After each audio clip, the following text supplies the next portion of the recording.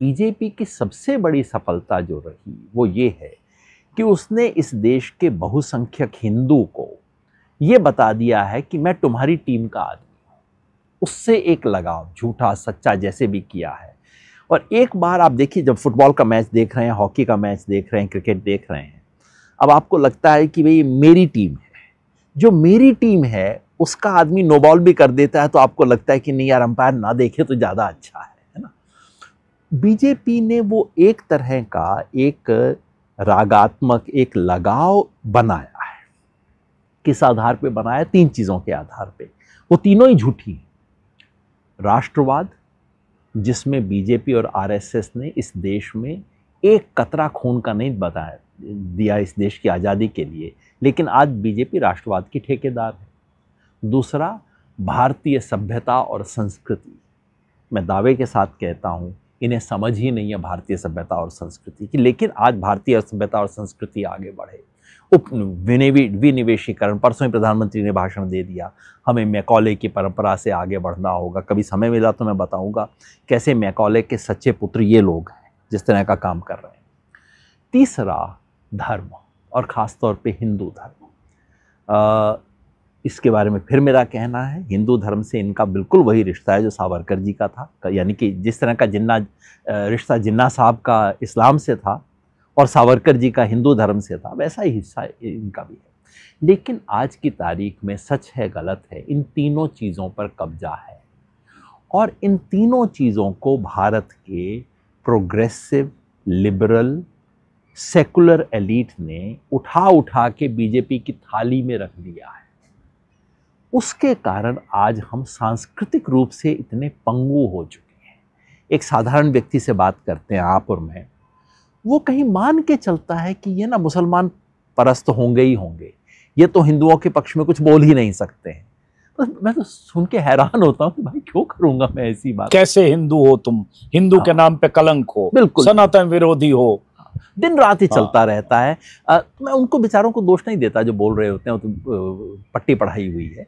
लेकिन फ्रेम जो ओवरऑल बना है, फ्रेम ये है कि ये जो सेकुलर लोग हैं, इन्हें इस देश से लगाव नहीं है, इस देश में उनकी आस्था नहीं है, इस देश की परंपराओं में इनका मान नहीं है, और इस देश की धर्म और आस्था की इन्हें समझ नहीं। ये एक बनाई गई। अब ये जो विपक्ष के नेता हैं, सामान्य जमीन पे काम करने वाला, वो वैसा ही आस्थावान है जैसा कोई बीजेपी वाला है कोई।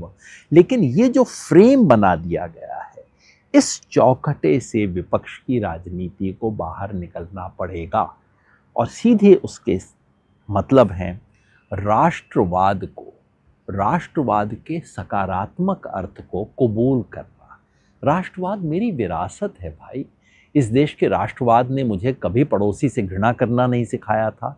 इस देश के राष्ट्रवाद ने कभी मुझे घर के अंदर दुश्मन को ढूंढना नहीं सिखाया था।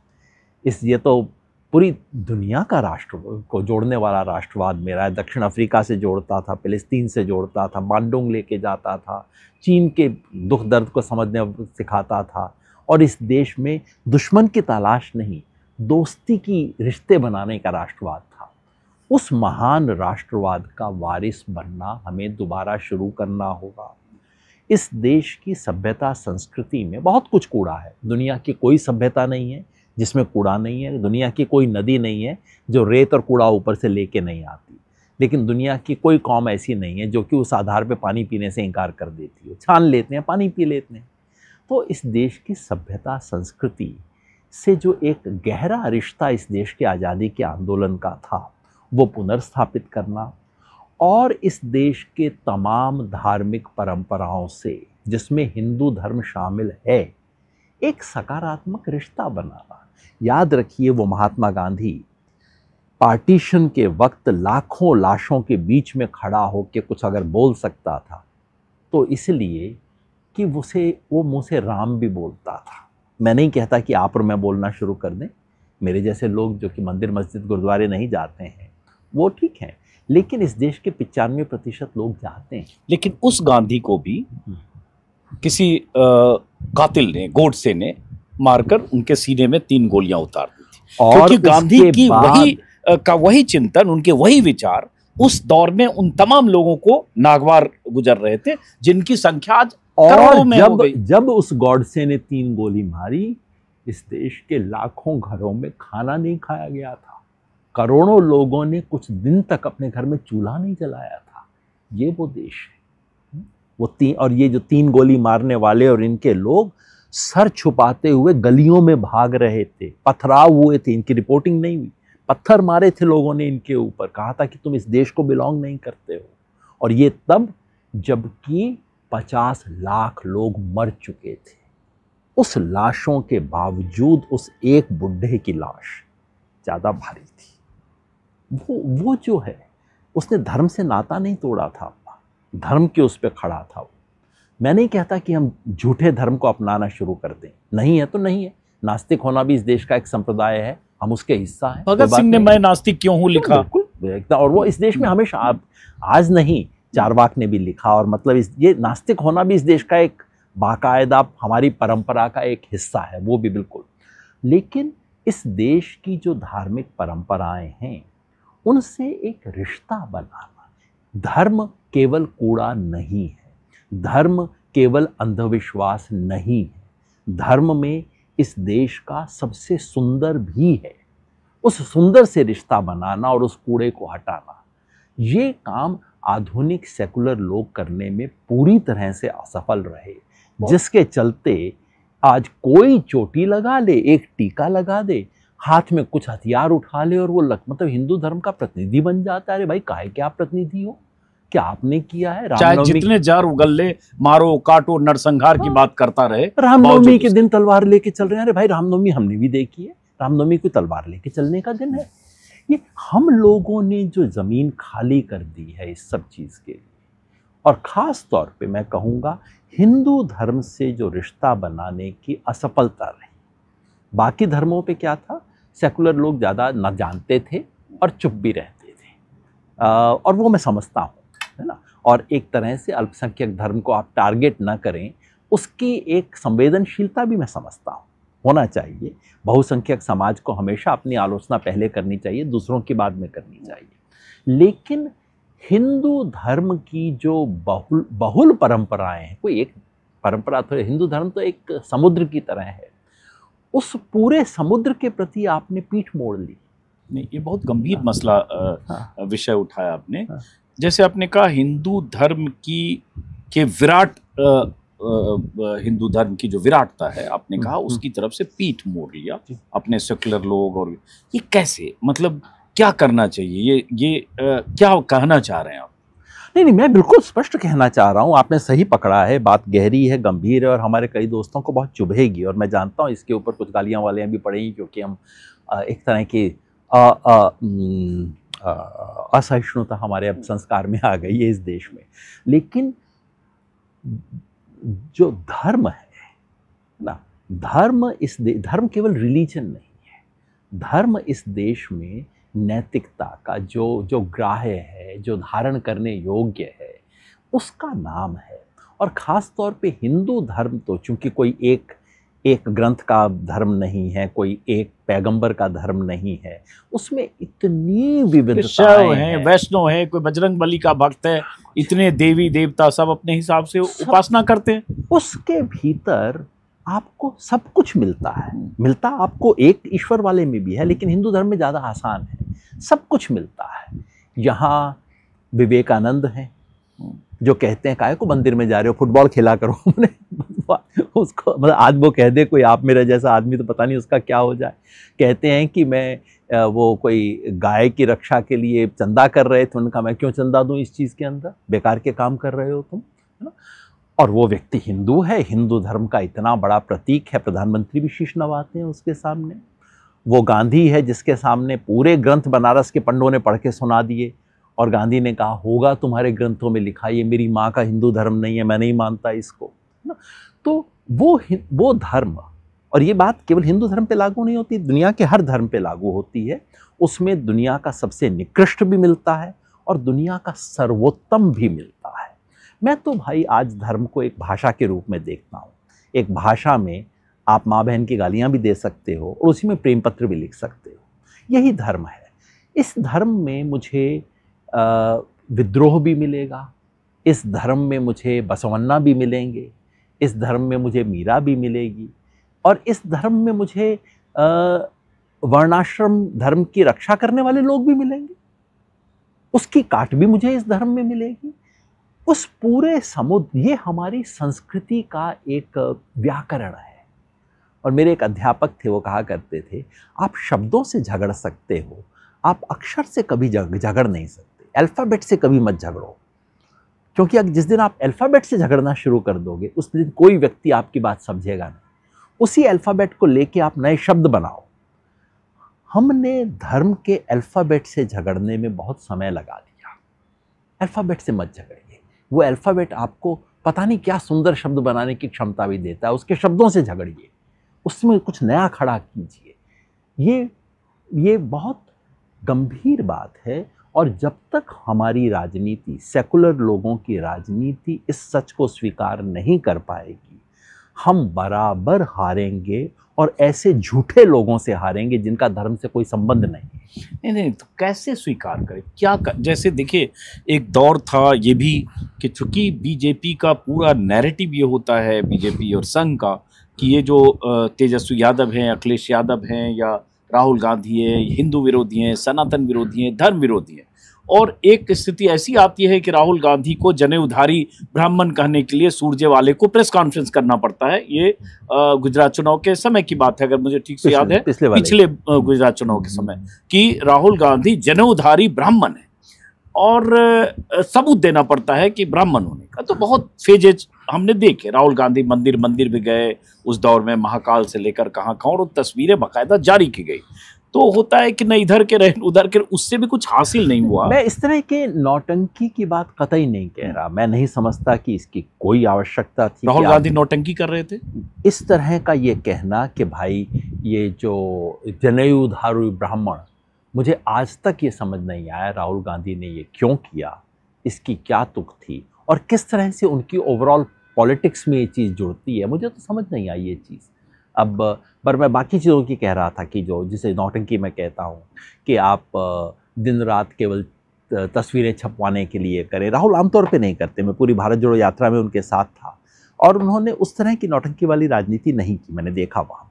लेकिन जिसे सॉफ्ट हिंदुत्व कहा जाता है वो करने की कोई ज़रूरत नहीं है ना। सॉफ्ट हिंदुत्व मतलब आप भी उसके यहाँ पे ये जो दिन रात उत्सव मनाने, ये करना वो करना। तो क्या करना चाहिए? सॉफ्ट हिंदुत्व करना नहीं चाहिए। उनका हार्ड हिंदुत्व है, हार्डलाइनर है बीजेपी और संघ। आपकी भाषा में, आपके संस्कार में, आपकी सोच में अगर आप धर्म को उस सहज तरीके से धर्म की भाषा का इस्तेमाल करें जो कभी कभार राहुल गांधी की बातों में आता है, लेकिन चूंकि वो इतना शायद सहज नहीं है, खासतौर पे हिंदी के अपने संवाद में इतना सहज नहीं है, नहीं तो मैं तो कहता हूँ कि इनकी सारी बात का जवाब, मैं आपको एक सिर्फ मिसाल देता हूँ। मिसाल है 1992 की, जिस दिन बाबरी मस्जिद को ढाया गया, 6 दिसंबर 1992। मैं चंडीगढ़ में रहता था, यूनिवर्सिटी में पढ़ाता था, और चंडीगढ़ शहर से कोफ्त में आके, तंग आके, वहाँ एक पड़ोस में एक लेबर कॉलोनी थी, उसके अंदर रहा करता था। कर्फ्यू लग गया, बंद हो गए, तो मेरे पड़ोसी एक तांगे वाले थे, एक भाई साहब सुअर पालते थे, एक पियन थे, और तो मैं उन सब के साथ बैठा था और मैं उन सबको समझाने की कोशिश कर रहा था कि देखिए कितना गलत काम हुआ, संविधान के विरुद्ध है, सुप्रीम कोर्ट में इन्होंने वायदा किया था उसके विरुद्ध है, यूं भी ये काम गैरकानूनी है इत्यादि। सब कुछ बात सुन के मेरे पड़ोसी ने कहा, और बड़ा प्यार करते थे मेरे से, यूनिवर्सिटी का प्रोफेसर हमारे बीच में रहता है तो उनको बड़ा गर्व हुआ करता था इस बात का। कहते, प्रोफेसर साहब, राम जी का मंदिर यहाँ नहीं बनेगा तो इंग्लैंड में बनेगा क्या, है ना। मेरे पास कोई भाषा नहीं थी, ये जो मेरी पूरी संविधान कानून की भाषा में कुछ नहीं था। अगले दिन सुबह प्रभाष जोशी का एक फ्रंट पेज एडिटोरियल जनसत्ता का आया, आपको भी याद होगा, इसीलिए मैं हम दोनों को बुजुर्ग कह रहा हूं। हिंदू होने के धर्म में उन्होंने पूरा आलेख लिखा, पूरा वो जो फ्रंट पेज, आधा पेज प्रभाष जोशी का एडिटोरियल था, वो और कुछ नहीं था। वो केवल भगवान राम के जीवन में अलग अलग घटनाओं को उद्धृत करते जाते हैं कि भगवान राम ये चाहते थे और देखो इन लोगों ने उन्होंने भगवान राम और हिंदू होने के मायने बताते हुए जो विध्वंस हुआ उसकी ऐसी निंदा की कि आज कोई बोल नहीं सकता। एग्जैक्टली, मैं यही कह रहा हूँ। वो उन्होंने ना सुप्रीम कोर्ट का हवाला दिया, ना भारत के कानून का हवाला दिया, उन्होंने केवल मर्यादा पुरुषोत्तम का हवाला दिया। ये मर्यादा पुरुषोत्तम था जिसके नाम पे इन्होंने कल ये किया है। मर्यादा पुरुषोत्तम के नाम पर कलंक। मेरे पास वहां बैठे हुए उस मोहल्ले में एक भाषा आ गई। मैंने उन दिनों जीरोक्स बड़ा महंगा हुआ करता था, तो उसके 100-150 कॉपी जीरोक्स करवाए, मैंने बांटे लोगों को, पढ़ पढ़ के सुनाया लोगों को। तो मैं आपको ये उदाहरण दे रहा हूँ, ये भाषा है, ये भाषा हमने छोड़ दी है। ये भाषा आज़ादी के आंदोलन में हमारे पास थी, ये भाषा महात्मा गांधी के पास थी, लेकिन आज़ादी के बाद का इस देश का जो लिबरल सेकुलर एलीट हुआ, उसके पास ये भाषा खत्म हो गई। मैं फिर कह दूं, ये भाषा केवल हिंदू धर्म से ग्रहण करें इसकी कोई ज़रूरत नहीं है।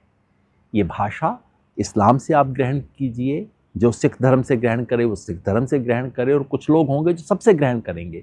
विनोबा के पास ये भाषा थी ना, वो भाषा हमने जब छोड़ दी तो अब ये लोहिया के पास भी थी। लोहिया ने जो कृष्ण के लिए लिखा, और लोहिया रामकृष्ण और शिव पे जो लिखा लोहिया ने, और लोहिया ने, देखिए लोहिया का फेमिनिज्म क्या था। लोहिया ने कहा कि भारत की नारी का आदर्श क्या होना चाहिए, द्रौपदी या सावित्री। वो सावित्री, सती सावित्री, जो कि भारतीय नारी का आदर्श मानी जाती है, लोहिया ने उस पर हमला किया। और हमला किसके नाम पे किया? द्रौपदी को।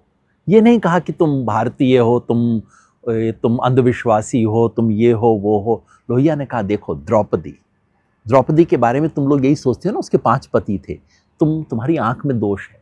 तुम्हें ये नहीं दिखता कि द्रौपदी जो है वो महाभारत की सच्ची नायिका है, वो सबसे इंटेलिजेंट औरत है। भारत की औरत को ऐसा होना चाहिए। वो आपको वेस्टर्न फेमिनिज्म के मुहावरे की ज़रूरत नहीं, वो आपको एक मुहावरा देता है। हमने ये सारी चीज़ें, राष्ट्रवाद, सभ्यता, संस्कृति और धर्म, इन तीनों का जो हमारे पास एक पूरी अल्फ़ाबेट थी, पूरा रिसोर्स था। फिर मैं कह दूं, रिसोर्स को बगैर फिल्टर किए पानी पिए मैं अब कभी नहीं कहता। उसका कुछ हिस्सा कूड़ेदान में डालना चाहिए। जाति व्यवस्था, औरत के खिलाफ संस्कार, बिल्कुल कूड़ेदान में डालना चाहिए।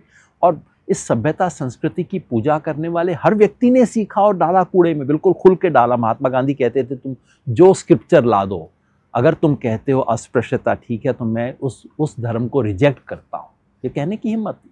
लेकिन इतना कुछ ग्रहण किया उन्होंने, वो जब तक हम नहीं ग्रहण करेंगे तब तक न सिर्फ ये चुनाव हारना तो बहुत छोटी चीज़ है, हम सिर्फ चुनाव नहीं हार रहे अजीत भाई, हम अपना देश हार रहे हैं। आप आज जो बात कर रहे हैं योगेंद्र जी, ये सुनते हुए बहुत सारे लोग कहेंगे कि योगेंद्र यादव के भीतर से कोई हिंदुत्ववाद तो बाहर नहीं आ रहा है। दिक्कत यह है कि हमने इतना अपना सोच को संकुचित कर लिया है। ये जो अभी मैंने आपको कहा, ये बात हमारे तमाम धार्मिक परंपराओं में है, तो कृपया हिंदू कम से कम न समझें। अगर आप कहें कि कोई छुपी हुई धार्मिकता बाहर आ रही है तो वो कम से कम आरोप में कुछ लगेगा कि हाँ है। मेरा संयोग ये है कि मैं एक सेकंड जनरेशन एग्नोस्टिक हूँ। मेरे पिताजी, मैंने अपने बचपन में कभी भी धर्म कर्म काम काज कभी देखा ही नहीं। दीदी की शादी हुई तब पहली बार मैंने पंडित पुरोहित को देखा हमारे घर के किसी भी काम काज में। तो संयोग से वो नहीं हुआ, और शायद नहीं हुआ उस लिहाज से एक थोड़ा सा डिस्टेंस हो गया है। क्या होता है कि पहला जनरेशन का जो एग्नोस्टिक या नास्तिक होता है वो कुछ ज़्यादा ही मतलब एग्रेसिव होता है। वो तो खैर अलग बात है। मगर देखिए, अगर कोई कहे कि धर्म के प्रति अतिशय उदार हो रहे हैं, मैं इस आरोप को कबूल करता हूँ। ये जो हमारा अहंकार है कि पिछले 200 साल में हमने कुछ ऐसा हासिल कर दिया है कि 5000 साल से इंसान जो सोच रहा था वो बात बिल्कुल बेकार हो गई है। वो कुछ चीज़ों में बेकार हो सकती है, वो हो सकता है मेडिकल नॉलेज के कुछ पक्ष में बेकार हो चुकी हो, वो हो सकता है अंतरिक्ष के बारे में बेकार हो चुकी हो, ये यंत्र जो हम इस्तेमाल कर रहे हैं उसमें हो चुकी हो। लेकिन नैतिकता में अच्छाई क्या है, ईमानदारी क्या है, बेहतर संसार और दुनिया क्या होनी चाहिए, इस सब के मायने में हम पूरे 5000 साल की इस सोच को नकार दें, ये हमारा अहंकार है। बहुत छोटी सोच है, इससे हमें उबरना होगा।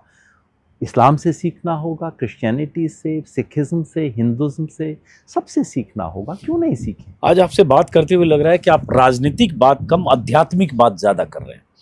तो अब राजनीति दो तरह की होती है, आध्यात्मिक में इसे नहीं, हालांकि मैं आध्यात्मिकता को बहुत गंभीरता से लेता हूँ, आध्यात्मिकता बहुत हल्का विषय नहीं है। देखिए, राजनीति के दो धार्मिक बातों का एक विस्तार देके आध्यात्मिक होता है। धार्मिक तो कोई जो उग्र आदमी आज की तारीख में है, जो मरने मारने नारसिंहार की बात करता है, वो भी धार्मिक है। वो खुद को धार्मिक ही कहता है ना। एक चोला पहनता है, भगवा चोला पहनता है, कहीं मंदिर का महंत भी बैठा होगा, कहीं किसी मंदिर का मुखिया भी होगा, लेकिन उसके बयान देखिए मारो काटो। मेरे कहने का मतलब है कि इसमें चिंतन की बात आप कर रहे हैं। फिर राममनोहर लोहिया को कोट कर देता हूँ, वो कहते थे अल्पकालिक धर्म का नाम राजनीति है, दीर्घकालिक राजनीति का नाम धर्म है। बिल्कुल, है ना। तो शैलो पॉलिटिक्स और डीप पॉलिटिक्स, उसका फर्क है। जो मैं बात कर रहा हूँ, कम से कम अपनी निगाह में डीप पॉलिटिक्स की बात कर रहा हूँ, क्योंकि वो अंततः आपको भाषा देती है। आज हमारी सेकुलर, लिबरल, प्रोग्रेसिव राजनीति के पास वो भाषा नहीं बची, वो व्याकरण नहीं बचा। हम पंगु हैं। बाकी ठीक है, चुनाव जीतने के लिए केवल ये पर्याप्त नहीं है, उसके बाद आपको ये करने के बाद आपको दूसरा काम करना है, वो ये कि लोगों के सचमुच पेन पॉइंट क्या है। आज इस देश के अंदर लोग अगर मोदी जी को हराएंगे, और हराएंगे जरूर, आप देखिएगा, मोदी जी को हराएंगे तो वो संवैधानिकता के नाम पे नहीं हराएंगे। जो चीज़ें आपको और मेरे को परेशान करती हैं उस नाते नहीं, वो इसलिए करेंगे कि उनकी ज़िंदगी में समस्या है, इसलिए कि महंगाई है, इसलिए कि बेरोजगारी है, छोटा व्यापारी परेशान है। उसके ज़िंदगी के पेन पॉइंट्स को उठाना बेहद ज़रूरी है। लेकिन जब तक आप इस संस्कृति का, ये जो बीजेपी ने ये जो माया जाल बुना है, इस माया जाल को काटेंगे नहीं, और काटने का कोई दाएं बाएं का रास्ता नहीं। अब मैं सीधा सीधे काटना, कैसे काटेंगे, कैसे विपक्ष काटे बीजेपी के इस माया जाल को जिसका आप जिक्र कर रहे हैं? हमें अपनी भाषा बदलनी होगी, हमें अपना राजनीति के विचार का संस्कार बदलना होगा। अगर आप मुझसे पूछें कि मैं इसलिए पूछ रहा हूं कि फिलोसफिकल तो ठीक है आप जो कह रहे हैं, मैं इसका प्रैक्टिकल पहलू जानना चाहता हूं। एग्जीक्यूशन कैसे होगा? जो आप बात करें फिलॉसफी है इसमें, बट क्या है कि कोई एक आदमी, गांधी एक शख्स थे, एक शख्सियत थी जो पूरे देश नहीं पूरी दुनिया को अपने विचारों से प्रभावित करते थे। बट गांधी के इर्द गिर्द जवाहरलाल नेहरू से लेकर पटेल से लेकर बहुत सारे लोग थे जो राजनीतिक कर्म करते थे और सियासत के बाकी मल्टी लेयर जो फैसले थे उसको प्रभावित करते थे और करते थे। आज देश में वो स्थिति नहीं है जो 47 के पहले थी।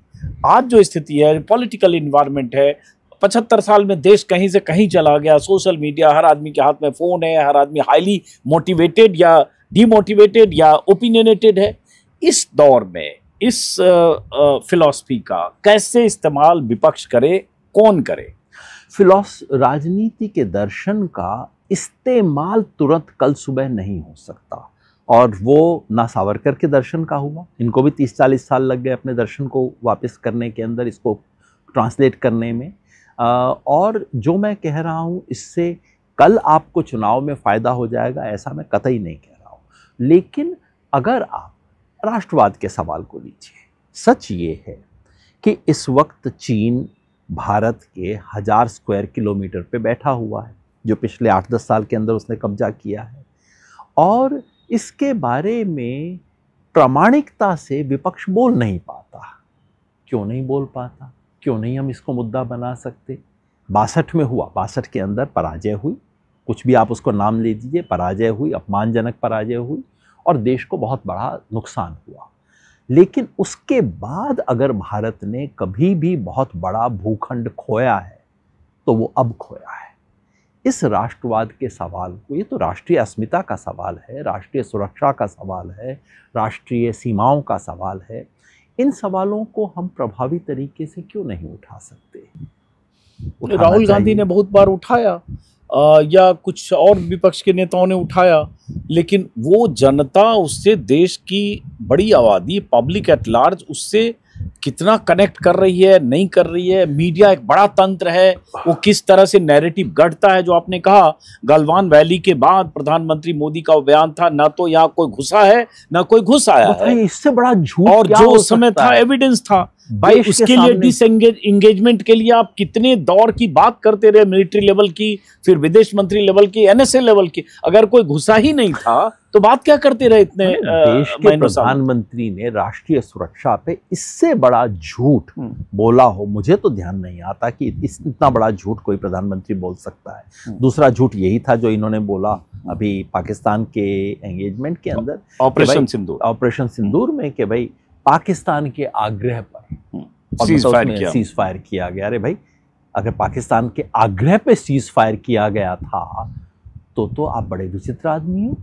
मतलब उसने आग्रह किया और आपने मान लिया। आपका अपर हैंड था, ट्रम्प करते हैं अमेरिका से, आपका अपर हैंड था, वो आग्रह लेके आया। आग्रह ही नहीं, प्रधानमंत्री ने क्या शब्द इस्तेमाल किया था, लगभग मतलब हमारे पास गुजारिश से लेके आया, और आपने कहा थैंक यू वेरी मच और मान लिया। आपने 4 शर्त भी नहीं रखी, आपने ये भी नहीं कहा कि ये करना पड़ेगा, वो करना पड़ेगा, कुछ नहीं कहा आपने। जिस दिन सीज फायर हुआ उस दिन भी शाम को कश्मीर में उनकी तरफ से वो ड्रोन भेजे गए। और आप ऐलान बाद में करते हैं, ट्रंप पहले ऐलान करता है। ये क्या राष्ट्रवाद का सवाल नहीं है? ये मैं नहीं कह रहा कि विपक्ष के लोगों ने उठाया नहीं, उठाया, उस बात की खनक नहीं होती। जरूर मीडिया इसके लिए जिम्मेवार है, मीडिया बहुत एक तरफा चीज़ों को पेश कर रहा है, लेकिन कहीं ना कहीं आज जैसे ही आप राष्ट्रवादी शब्द का इस्तेमाल करते हैं तो कहीं ना कहीं लगता है कि वे भाजपा वाला होगा। इसीलिए आप इतनी बार राष्ट्रवाद बोल रहे हैं। अब ये ऐसी दिशा में बातचीत जा रही है कि शायद इस पर मैं 3-4 घंटे बात कर सकता हूँ, करना चाहूँगा, लेकिन 3-4 घंटे हमारे पास समय नहीं है, इसलिए हम बीच में कि ये जब आप कह रहे हैं कि राष्ट्रवाद, हमारे पास भाषा नहीं है, या हमारे अभिव्यक्ति के लिए जो कम्युनिकेशन का शब्दावली होनी चाहिए जिससे लोग समझें और लोग बीजेपी के नैरेटिव के हिसाब से हिंदू विरोधी माने बगैर समझें पूरी बात, आप शायद वो कहना चाह रहे हैं। लेकिन इसे आध्यात्मिकता, धर्म, फिलॉसफी न कहें, विचारधारा। देखिए राजनीति विचारधारा पे बनती है। बीजेपी की राजनीति विचारधारा पे जैसे लोहिया को कभी हिंदू विरोधी नहीं कहा जा सकता था, तो मैं समझ गया। तो इसका मतलब आप क्या कह रहे हैं कि देश में प्रो हिंदू होकर कोई नैरेटिव सोचना चाहिए पार्टी को? ना, प्रो हिंदू मतलब हिंदू होना और प्रो हिंदू होना दोनों फर्क है। मैं समझना चाह रहा हूं आपसे। मैंने धर्म कहा, आपने उसमें हिंदू शब्द जोड़ दिया है ना। मैं धर्म क्योंकि, और हमेशा मैंने कहा है, और वही दिक्कत है हमारी सबकी सोच में, कि हम आसानी से, जैसे हमारे देश के सेकुलर साथी कहते हैं, ज़ोरान ममदानी जीते और उन्होंने अपने आप को मुस्लिम कहने में शर्म महसूस नहीं की, है ना। ये कहते हुए हमें कहीं भी अकबकाहट महसूस नहीं होती है सेकुलर होने के बाद, लेकिन हम कभी किसी के बारे में नहीं कहते कि वो है और उसे हिंदू होने में कोई असहजता महसूस नहीं हुई, हम कभी नहीं कहते, है ना। तो मैं समझता हूँ इसीलिए तो उन्होंने निकाल लिया, गर्व से कहो हम हिंदू है। हाँ, वही तो इसलिए मैं धर्म की बात कर रहा हूँ, इस देश की बहुल धार्मिक परंपराओं की बात कर रहा हूँ। मैं केवल हिंदू धर्म की बात नहीं कर रहा हूँ, लेकिन हाँ, मैं जरूर कह रहा हूँ इस देश की बहुल धार्मिक परंपराओं की बात करते समय हिंदू धर्म से कोई परहेज नहीं करना चाहिए, क्योंकि कभी कभी कुछ लोगों में, सब में नहीं, लेकिन कभी कभी कुछ सेकुलर मित्रों में मैं देखता हूँ कि हम इस्लाम के गुण देखते हैं, हम बाबा नानक की एगैलिटेरियनिज्म देखते हैं, क्रिश्चियनिटी का कंपैशन देखते हैं, लेकिन हिंदू धर्म की कुछ खूबसूरतियाँ हम नहीं देखते हैं, है ना। ये तो क्या आप विपक्ष के लिए करें? जब आप सेकुलर मित्र कह रहे हैं तो सेकुलर मित्र में लेफ्टिस्ट हो सकते हैं, कोई अल्ट्रा लेफ्टिस्ट हो सकते हैं, कुछ ऐसे सोच वाले आइडियोलॉग, इंटेलेक्चुअल हो सकते हैं। वो उनका होना, वो 20 साल पहले भी ऐसे थे, 30 साल पहले भी ऐसे थे, नास्तिक भी हो सकते हैं, उनकी बात मैं अभी नहीं कर रहा हूं, क्योंकि वो देश की राजनीति को, सरकारों को बनने और बिगड़ने में बहुत मेजर रोल नहीं निभा पा रहे हैं, क्योंकि वो उसके लिए पब्लिक एट लार्ज चाहिए। लेकिन वो विचारधारा बना रहे हैं, राजनीति विचारधारा पे टिकी होती है, और पिछले 50-60 साल में इस देश को बनाने वाली जो विचारधारा थी, जिसने हमें आज़ादी का आंदोलन दिया, जिसने हमें संविधान दिया, हमारा संविधान क्या है, उस आज़ादी के आंदोलन की बात की एक इबारत में लिखा हुआ है। उस विचारधारा का क्षय हुआ है, उस विचारधारा को हमने खो दिया है।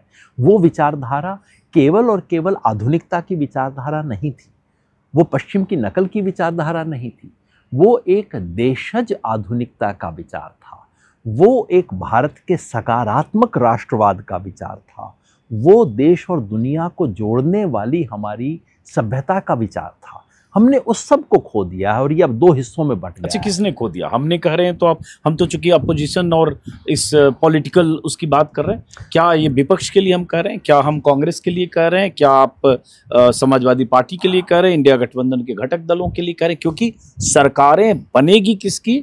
मोदी के सत्ता को अपदस्थ करने के लिए किसी को क्या करना पड़ेगा, बीजेपी को शिकस्त देने के लिए क्या करना पड़ेगा, लार्जर बात हम वहां से शुरू कर रहे हैं। तो क्या आप पॉलिटिकल पार्टीज जो हैं, अपोजिशन पार्टीज, उन पर, उनके बारे में ये राय दे रहे हैं? इस देश का जितना भी गैर बीजेपी खेमा है, उसका जो बुनियादी विचार है, अब अलग अलग नाम, अलग, द्रविड़ का बिल्कुल एक अलग विचार है, लेकिन आप ध्यान से देखिए उनके विचार में एक कोर है जिसको आजकल हम लिबरल, सेकुलर, प्रोग्रेसिव इत्यादि नामों से बोलते हैं। वो जो विचार का कोर है उसका क्षय हुआ है और उसकी वजह से इनकी राजनीति में एक शैलोनेस आई है। समाजवादी पार्टी अपने आप को समाजवादी कहती जरूर है, कितनी समाजवादी है वही जानते होंगे, है ना। तो राजनीति में विचार का क्षय हुआ है और विचार इतनी हल्की बात नहीं है। याद रखिए, भारतीय जनता पार्टी आज सत्ता में है तो अपनी विचारधारा की विजय की कोई शक नहीं, उसके बराबर में हम विचारधारा खड़ा नहीं कर पाए। वो एक बात है, मैं नहीं कह रहा कि केवल वो काफ़ी होगी, मैं कह रहा हूँ वहाँ आप, और मैं ये भी नहीं कह रहा कि धर्म के सवाल पे आप बीजेपी पे जीत हासिल कर लें, आप उसको बस न्यूट्रलाइज करना शुरू कीजिए और इस देश के लोगों की हजारों लाखों ग्रीवांसेस उमड़ उमड़ के बाहर आएंगी। इस देश का हर छोटा व्यापारी कहेगा बाबू तंग आ गया, धंधा मंदा है, जब से डिमोनेटाइजेशन हुआ है मेरी दुकान तब से पिकअप नहीं की है, धंधा खराब हो गया है। इस देश का हर किसान बोलेगा कि मेरे को मेहनत का दाम नहीं मिलता। इस देश का हर नौजवान बोलेगा कि मेरे पास रोजगार नहीं है। आज ये ढक्कन लगा हुआ है उसके ऊपर। इन तमाम जो लोगों का असंतोष है, व्याकुलता है, गुस्सा है, ये सब उबल रहा है और उसके ऊपर संस्कृति, धर्म और इस सब का ढक्कन लगाया। वो इस कदर लगा है योगेंद्र जी, ये बहुत गंभीर विषय पर बात कर रहे हैं, लेकिन मैं चाह रहा हूँ कि आपके भीतर कुछ और बेचैनी है जो थोड़ा मैं चाहता हूँ और खुलकर आए, ताकि मैं भी समझूं, जो इंटरव्यू देख रहा है वो भी समझे। जैसे जो आप कह रहे हैं ना, इन सब पर ढक्कन लगा है धर्म का, और ये मैं जब यूपी चुनाव 2022 में यूपी चुनाव के लिए सब जगह घूम रहा था, तो मुझे ऐसे ऐसे लोग मिलते थे, हर जगह मिलते हैं, अभी भी बिहार में भी मिले।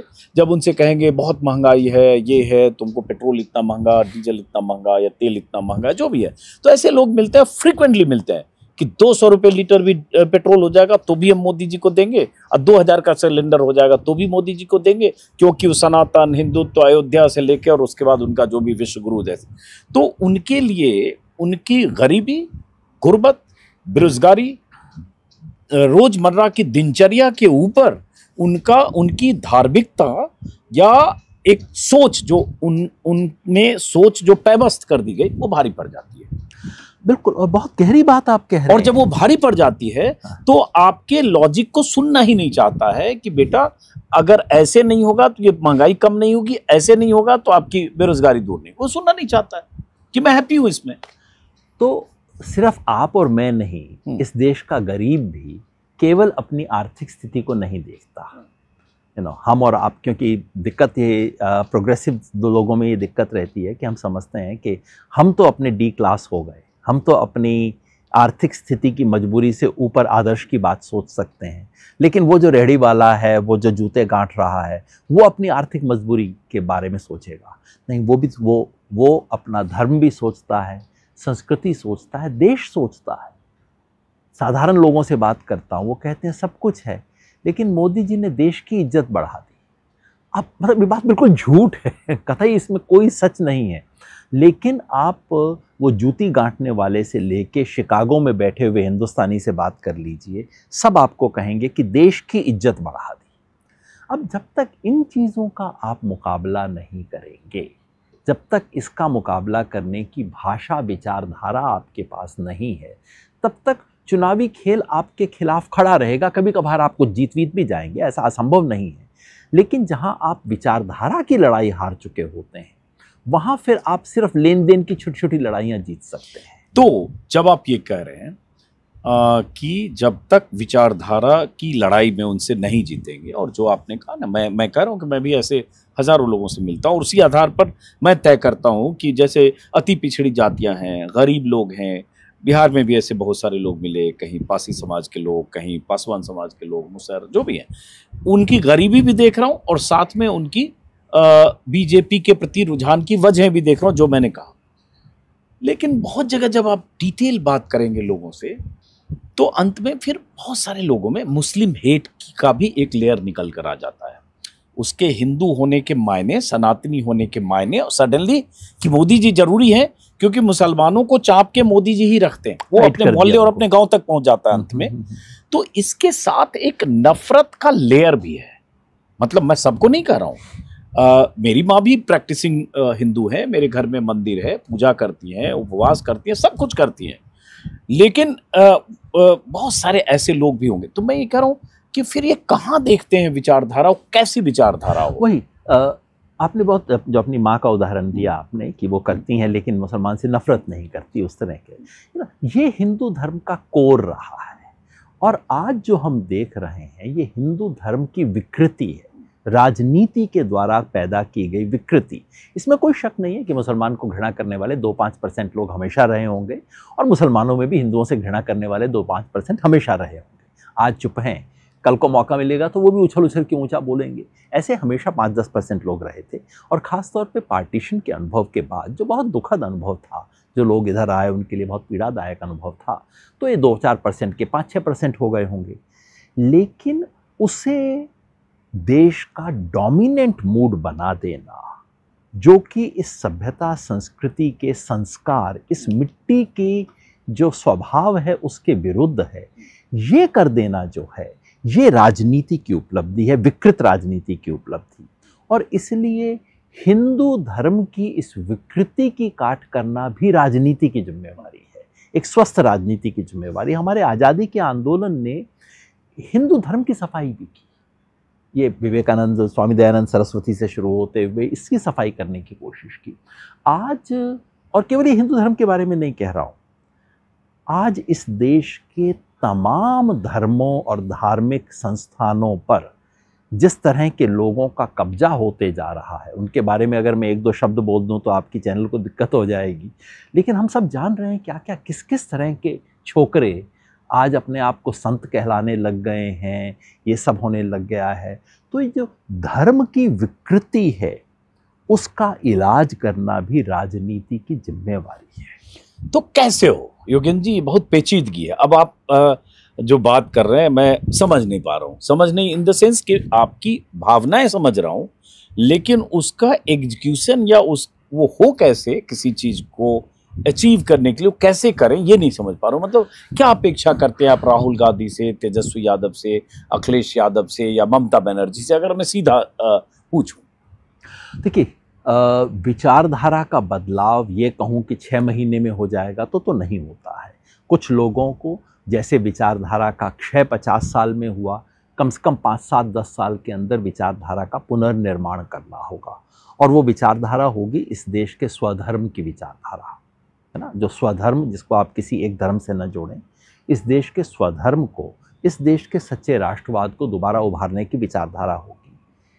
इस बीच जो विपक्ष का काम है, विपक्ष का काम है कि लोगों के जो सचमुच फेल्ट जमीन के मुद्दे हैं, उन मुद्दों पर एक सतत संघर्ष की राजनीति को खड़ा करें, है ना। जो लोगों के फेल्ट मुद्दे हैं, वो नहीं जो आप समझते हैं कि जिस पे होना चाहिए, है ना।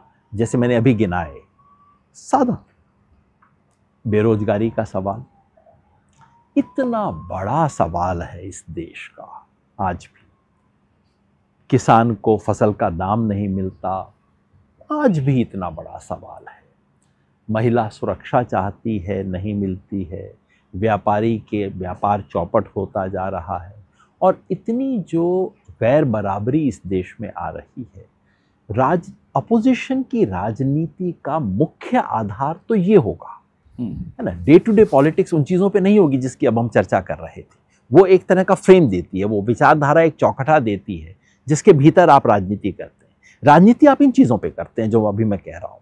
और अगर आज भी, मैं दावे से कहता हूँ, आज भी मोदी सरकार की कारगुजारी को लेके लोगों के मन में ये दबा हुआ असंतोष इतना ज़्यादा है कि अगर ईमानदारी से उन मुद्दों को उठाया जाए और उसके बारे में कुछ क्रेडिबल योजना देश के सामने रखी जाए, केवल ये नहीं मोदी जी ने ये नहीं किया, मोदी जी ने वो नहीं किया, आप कहिए हम देश में ये करेंगे, क्या आप इस देश के किसान को सभी फसलों पर एमएसपी देने का वायदा कर सकते हैं? किया है विपक्ष ने, लेकिन इस तरीके से कीजिए कि गांव में पता लगे कि आप ये वायदा कर रहे हैं। किसी को पता नहीं है कि विपक्ष ये वादा कर चुका है पहले से। क्या आप इस देश में रोजगार बढ़ाने के लिए कुछ ऐसी एक योजना लेके आ सकते हैं जो कि गांव-गांव में चर्चा का मुद्दा बने? रिजेक्ट हो, सेलेक्ट हो, वो सब अलग बात है। इन सब मुद्दों पे अगर विपक्ष लगातार राजनीति करे और राजनीति करते वक्त विपक्ष एक दिखाई दे, बिखरा हुआ दिखाई न दे, विपक्ष में एक कहीं एक ऐसा लगे कि हाँ भाई वो ये लोग हैं, अगर ये जाएंगे तो उसके बाद ये लोग आएंगे, आज दिखाई नहीं देता लोगों को। तो जैसे आपने कहा कि विपक्ष में ये दिखाई नहीं देता, अब एक सवाल और, चूंकि राष्ट्रवाद आपने बहुत जिक्र किया, और ये सही कि जब भी राष्ट्रवाद बोलते हैं तो तुरंत बीजेपी का राष्ट्रवाद ध्यान में आता है, संघ का राष्ट्रवाद, गोलवलकर का राष्ट्रवाद, वही ध्यान में आता है। और उनके राष्ट्रवाद की परिभाषा में मुस्लिम हेट उसका अनिवार्य तथ्य है, इनहेरेंट है, बंच ऑफ थॉट से लेकर और आगे गोलवलकर से लेकर और अभी मोदी जी तक। तभी प्रधानमंत्री कह सकते हैं कि कपड़ों से लोग पहचाने जाते हैं, या बांग्लादेशी हैं, या घुसपैठिए हैं, ज्यादा बच्चा पैदा करने वालों की जमात है। सारे नेताओं के भाषण चुनाव के वक्त देखिए, सब उसी राष्ट्रवादी जो उनकी वो है रवायत, उसी से निकले हैं, जो उनका राष्ट्रवाद। तो जब ये कहते हैं तो वो प्योरिटी वाला कोई फॉर्म इस देश में राष्ट्रवाद का है नहीं। रविन्द्रनाथ टैगोर ने भी राष्ट्रवाद पे बात की थी, और बहुत सारे लोगों ने राष्ट्रवाद पे उस दौर में 40, 50, 30 के दशक में भी लिखा।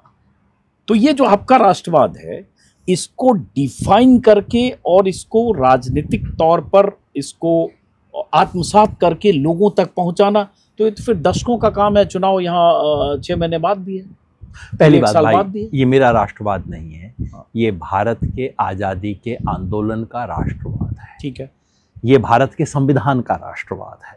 ये इस देश की कम से कम 3000 साल की परंपरा से निकला हुआ राष्ट्रवाद है।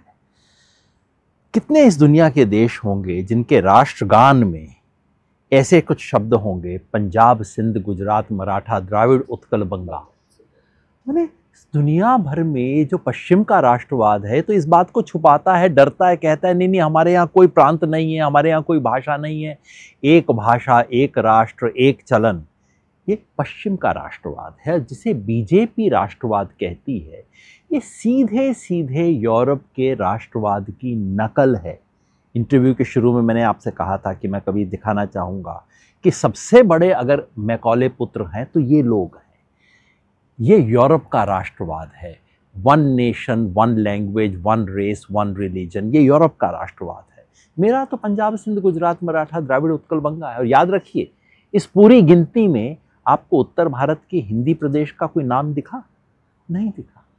कितना स्वस्थ, कितना सहज, कितना कॉन्फिडेंट ये राष्ट्रवाद है। ये राष्ट्रवाद जो कि कभी भी नस्ली नहीं है, अंग्रेजों का मुकाबला किया। और गर्व से हमें कहना चाहिए कि भारत का राष्ट्रवाद और दक्षिण अफ्रीका का राष्ट्रवाद 20वीं सदी के वो 2 बड़े राष्ट्रवाद थे, उनका एंटी अपार्थाइड स्ट्रगल, जिसने नस्ली होने से इनकार कर दिया। हालांकि वो एक नस्ल का मुकाबला कर रहे थे, नहीं किया उन्होंने।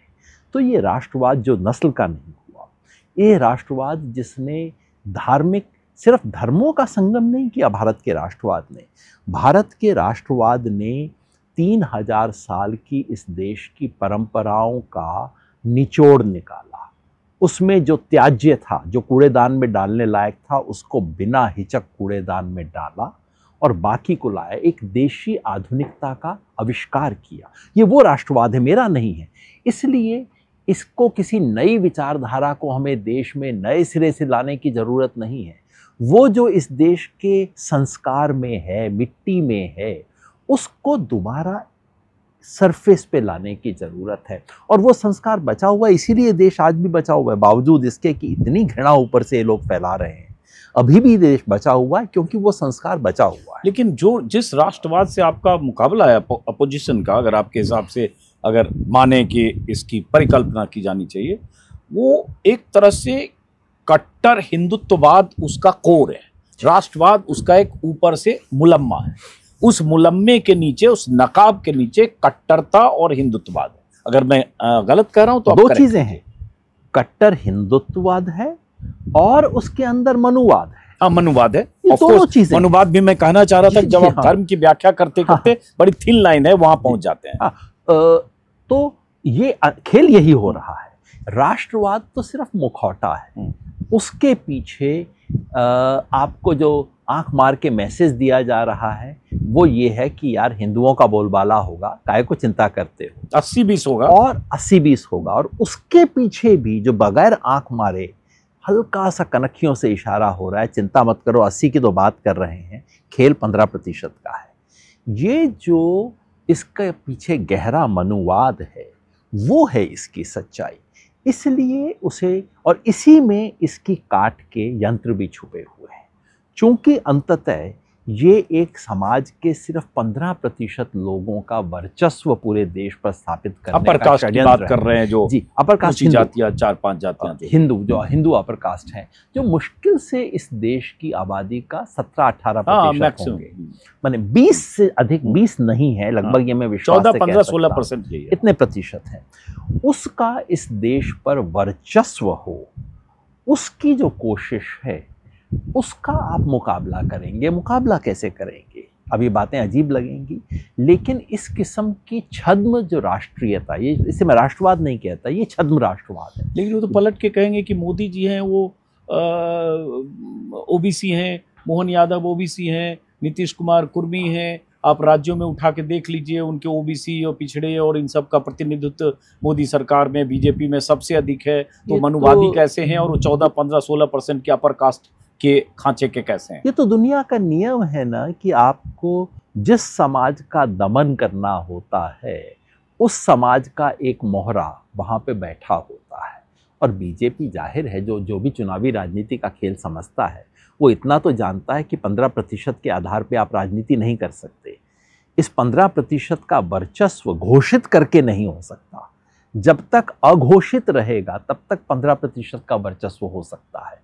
और 15% का वर्चस्व बनाने के लिए आपको 52% को, 50% को, बाकी 15, 18, 8 को साथ में लामबंद करना होगा, ये मानते हुए कि नहीं तुम मेरे पीछे नहीं आ रहे हो। और यही सारा का सारा खेल हो रहा है। लेकिन ये थोड़ा कन्विंसिंग नहीं, माफ करिए, डिसएग्री कर रहा हूँ। आप छत्तीसगढ़ के मुख्यमंत्री को देखिए, आदिवासी समाज से हैं। प्रेसिडेंट देखिए, आदिवासी समाज से हैं।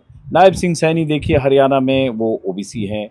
मोहन यादव ओबीसी हैं। बिहार में मुख्यमंत्री ओबीसी, उनके डिप्टी सीएम ओबीसी, तो प्रधानमंत्री ओबीसी, उनके मंत्रालय में बहुत बड़ी तादाद ओबीसी की है। टोटल नंबर एग्जैक्टली अभी मुझे ध्यान नहीं है, लेकिन ठीक ठाक रिप्रेजेंटेशन ओबीसी की है, जो शायद देश की राष्ट्रपति आदिवासी हैं। हाँ, देश की राष्ट्रपति आदिवासी, मैंने बोला कि इससे पिछले राष्ट्रपति दलित थे, कोविंद साहब, वही मैंने बोला। तो उसके बाद ये कहना कि ये 15% के लिए ये इस तरह का है, तो ये शायद एक वो थॉट है जो सामने नहीं है। मतलब उसकी काट या उसका काउंटर जो अभी सामने दिख रहा है वो नहीं है। जी, ये गहरा सवाल है, क्योंकि जाहिर है सतह पे ये बात दिखाई नहीं देती। और ये खेल ही सारा ये, क्योंकि ये था पहले 30 साल पहले जब मंडल नहीं था, उसके पहले ऐसे ही था। लेकिन तब भी इसको छाती ठोक के कहा नहीं जाता था। देखिए, इस देश में चंद अगड़ों का वर्चस्व तब तक ही रहेगा जब तक वो घोषित रूप से ना हो, जब तक छाती ठोक कर ना हो। उसको हमेशा या तो किसी बड़े लेबल का सहारा लेना पड़ेगा, राष्ट्रवाद, हिंदू एकता, ऐसे किसी लेबल का सहारा लेना पड़ेगा, और छुप के ये काम करना होगा। ये बात जरूर है, इसमें तो कोई शक ही नहीं है कि देखिए, जैसे मैंने कहा, बीजेपी आज इस सत्ता में होती ही नहीं अगर वो ओबीसी को, खासतौर पे लोअर ओबीसी को अपने साथ न जोड़ पाती। प्रश्न ये नहीं है कि उनके कितने लोग वहाँ पे बैठे हैं, प्रश्न ये है कि उस समाज की परिस्थिति में क्या बदलाव हुआ है। प्रश्न ये है कि सामाजिक न्याय की राजनीति के लिए ये क्या कर रहे हैं।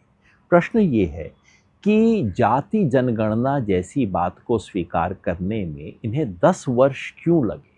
देश का राष्ट्रपति दलित है, ये आदिवासी है, ये ओबीसी, वो ओबीसी। 10 साल तक जातीय जनगणना की बात आप नहीं करते और वही ओबीसी प्रधानमंत्री कहते हैं कि जो जातीय जनगणना की बात करते हैं वो अर्बन नक्सल है। और बाद में पलट के आते हैं, जब राहुल गांधी इस सवाल को उठाना शुरू करता है तो आते हैं। तो ये परत के नीचे है और उस परत को उघाड़ना विपक्ष की जिम्मेवारी है। विपक्ष का काम है इस चीजों को दिखाना। इस छद्म राष्ट्रवाद का मुकाबला करने के लिए जो शक्तियां सबसे प्रमुख हैं वो है क्षेत्रीयता। क्षेत्रीयता को इस देश में कई बार राष्ट्र विरोधी साबित किया गया है इत्यादि। और मेरा हमेशा मानना है, वो जो पंजाब सिंध गुजरात मराठा वाली बात है, इस देश की एकता इसमें है कि वो क्षेत्रीयता का सम्मान करती है। जहाँ कभी ये सवाल नहीं पूछा जाता कि क्या तुम तमिल हो या तुम भारतीय हो, आप दोनों ही हो, ये मान के चला जाता है। क्षेत्रीयता और सामाजिक न्याय, ये दो जो सवाल हैं, ये इस छद्म राष्ट्रवाद का विरोध करने, उस छद्म राष्ट्रवाद का एक जो सच्चाई है वो जनता के पास ले जाने के लिए सबसे बड़े दो हथियार हैं। फिर मैं एक सवाल पूछता हूँ। देखिए, ये ऐसा विषय आपने छेड़ दिया ना कि जो मेरे बाकी सवाल थे और बाकी जो मेरी वो थी कि हम बात करेंगे ओवरऑल पॉलिटिकल, उससे हम डेविएट करके दूसरी तरफ आ रहे हैं। लेकिन ये जरूरी मुद्दे हैं, चूंकि आप पहली बार इस तरह से बात करें। जब आप ये सब बात करें सामाजिक न्याय और इसकी, तो अगर क्रिटिकल भी हो सरकार को लेकर, बीजेपी की नीतियों को लेकर, तब भी ये विजिबल तौर पर दिखता है। और यही वजह है कि शायद उनको इतना व्यापक समर्थन मिलता है कि कई राज्यों में 50% से ज़्यादा वोट मिलते हैं, यूपी में भी मिले और राज्यों में, कई राज्यों में।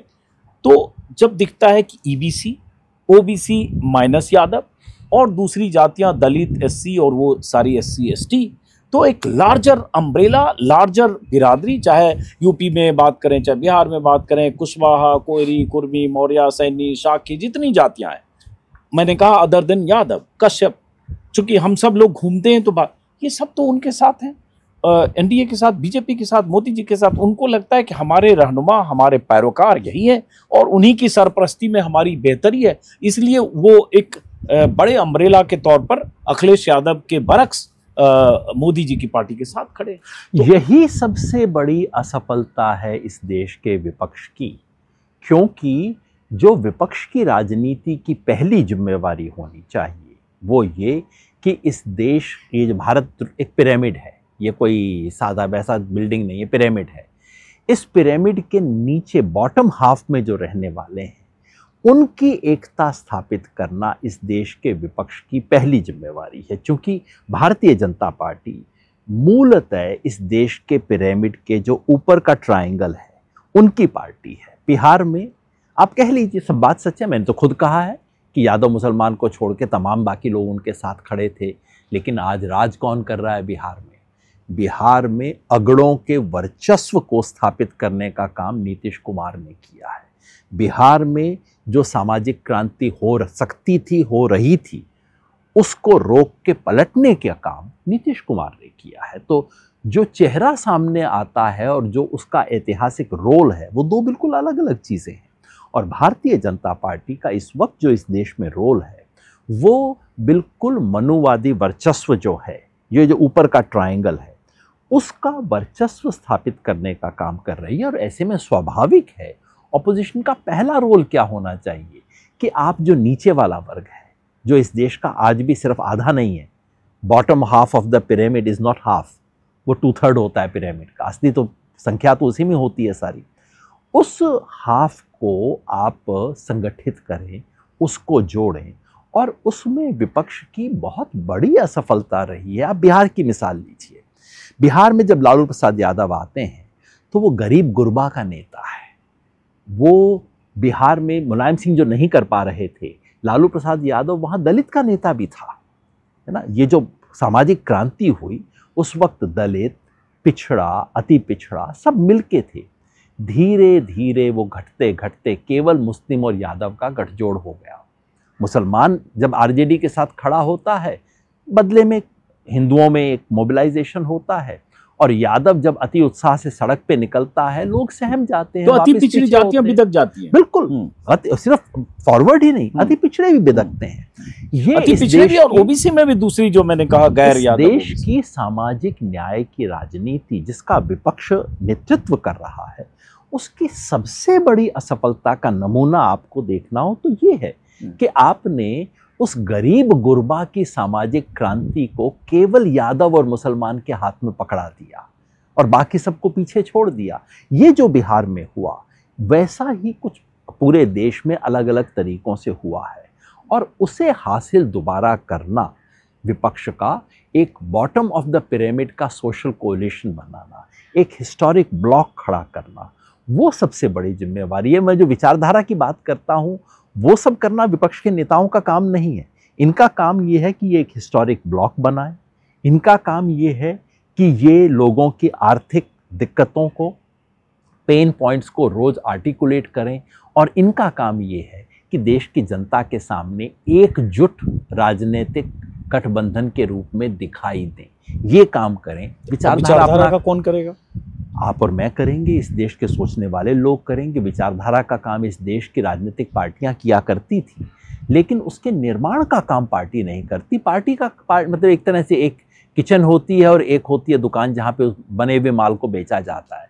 राजनीतिक पार्टियां बने हुए माल को बेचने का काम करती हैं, माल बनाने का काम किसी और को करना होता है। भाजपा ने भी अपनी विचारधारा खुद नहीं बनाई, बनाने तो का काम से जनसंघ से होता हुआ बीजेपी तक वहां से आया, संघ से आया ना, संघ से आया, जो बाद में जनसंघ उसमें से एक पॉलिटिकल पार्टी से जनसंघ, लेकिन बीजेपी निकली। विचारधारा के निर्माण का काम अमूमन पार्टी के चौखटे के बाहर किया जाता है, और पार्टियां उसे उठाती हैं, उसका इस्तेमाल करती हैं। तो विचारधारा के निर्माण का काम भी हो, लेकिन शॉर्ट टर्म में मैं आज भी कहता हूं, 2029 के चुनाव से पहले अगर विपक्ष इन 3-4 चीज़ों पे फोकस करे, सोशल लेवल पे सोशल कोएलिशन बनाना इस देश का, जिसमें राहुल गांधी जो सामाजिक न्याय की बात कर रहे हैं, कास्ट सेंसस की बात कर रहे हैं, उसका अगर मुहावरा थोड़ा बेहतर हो जाए और उसकी रीच थोड़ा बेहतर हो जाए तो वो एक तरीका है करने का। लेकिन केवल वो नहीं, और इसके साथ केवल जातियों का नहीं, अगड़ी जाति का जो गरीब है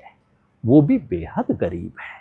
दिल्ली शहर में जो रिक्शा चलाने वाले बिहार से आते हैं, उसमें से आधे अगड़ी जाति के लोग होते हैं। तो आप देखिए ना, बीजेपी ने ऐसा अम्ब्रेला बनाया कि 14-15% जो अगड़ी जातियां हैं वो उनके साथ हैं, और जो अति पिछड़ी जातियां हैं वो उनके साथ हैं, SC ST का बड़ा तबका उनके साथ है, बड़ा तबका बोल रहा हूं, और ओबीसी में भी अदर देन यादव का बड़ा तबका उनके साथ है। तो हम कब तक कहेंगे कि उन्होंने ये किया, उन्होंने ये किया, उन्होंने ये किया? कब हम कहना शुरू करेंगे मैं ये कर रहा हूं, मैं ये कर सकता हूं? अब वो समय है कि आपको ये कहना होगा, और ख़ास तौर पे तो सामाजिक दायरे में एक केवल इसे मुसलमान की मजबूरी, क्योंकि मुसलमान तो मजबूरी में वोट डालता है, मुसलमान की मजबूरी और चंद पिछड़ी जातियों के आकांक्षा का कॉम्बिनेशन ना हो, ये एक व्यापक सामाजिक जनाधार बने। पहला काम ऑपोजिशन को ये करना है। दूसरा, आर्थिक मुद्दे, जो लोगों के जीवन से जुड़े हुए आर्थिक मुद्दे, उन्हें सतत रूप से जमीन पर उठाना, उसके संघर्ष, उसके आंदोलन, उसके लिए जो कुछ करना होता है जमीन पे, जो विपक्ष का धर्म है, वो सब करना। और तीसरा, एक राजनीतिक गठबंधन जो कि गठबंधन की तरह दिखाई दे, जो देश को एक, ये नहीं कि आखिरी दिन तक आप लड़ रहे हैं कि भाई कौन सी सीट होगी, ये होगा नहीं होगा, आखिरी दिन तक फ्रेंडली कॉन्टेस्ट चल रहे हैं। 12 सीट पर बिहार में फ्रेंडली कॉन्टेस्ट हो गया, विश्वास टूटता है। लोगों को लगता है यार चुनाव से पहले तो ये इकट्ठे हो नहीं पा रहे, कैसी सरकार चलाएंगे ये लोग, ये तो सवाल आता है ना लोगों के मन में। तो ये 3 चीजें अगर विपक्ष कर दे तब भी, और ये विचारधारा का मामला तो आपके आर्टिकुलेशन में धीरे धीरे आता है, तब भी 1929 में इस देश में सरकार बदल जा सकती है। ये हमने पहले 10 साल में देखा कि बीजेपी राज्यों के चुनाव हारती थी, देश का चुनाव जीतती थी। इस बार उल्टा हो सकता है, राज्यों के चुनाव जीत रही है, देश का चुनाव हार सकती है। और वही सबसे महत्वपूर्ण चीज़ है, क्योंकि इस वक्त देश की बुनियाद को खतरा है।